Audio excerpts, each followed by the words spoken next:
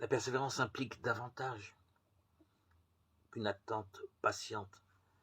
L'attitude que nous adoptons et maintenons vis-à-vis des autres pendant notre temps d'attente est d'une importance capitale. Dieu seul connaît la durée de toute chose, même si notre impatience transparaît dans notre comportement au point de nous rendre, nous et notre entourage, misérables et nerveux. Lui ne se pressera jamais de nous répondre. Écoutons, nous moissonnerons à l'heure due, Galates 6:9. L'heure due est l'heure choisie par Dieu, pas celle de notre choix. Nous sommes toujours pressés, lui ne l'est jamais. Il prend toujours le temps de faire les choses comme il faut. Et même si nous ne comprenons pas ce qu'il est en train de faire, lui le sait. Et cette assurance devrait nous suffire. Le minutage précis des actions divines est son affaire. Il n'est jamais en retard, mais jamais en avance non plus. Il ne manque jamais l'occasion de développer notre aptitude à la patience, tout en développant d'autres fruits de son esprit en nous. Beaucoup de choses doivent culminer en victoire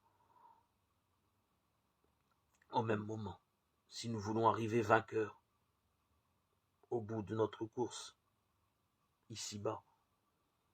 Faire fructifier notre potentiel de talent sans enrichir notre force de caractère en tant que chrétien ne glorifiera en rien notre Père. Si nous réussissons merveilleusement bien dans toutes nos entreprises, tout en écrasant de notre personnalité ceux qui nous approchent, comment Dieu pourrait-il être satisfait de notre réussite?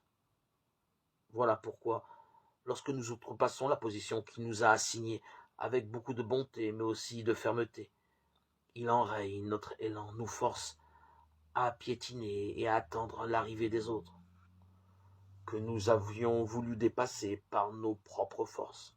Certes, nous trouvons déplaisant de nous trouver ainsi bloqués à attendre, mais plus tard, nous nous rendons compte des erreurs abominables que nous aurions pu commettre si nous avions suivi notre agenda plutôt que de nous plier à celui de Dieu.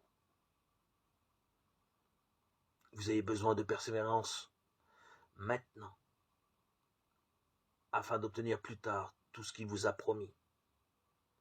Hébreux 10, 36. Ne l'oublions pas, c'est Dieu qui développe la patience en nous. C'est d'ailleurs un des fruits de l'Esprit Saint que nous avons reçu à notre baptême.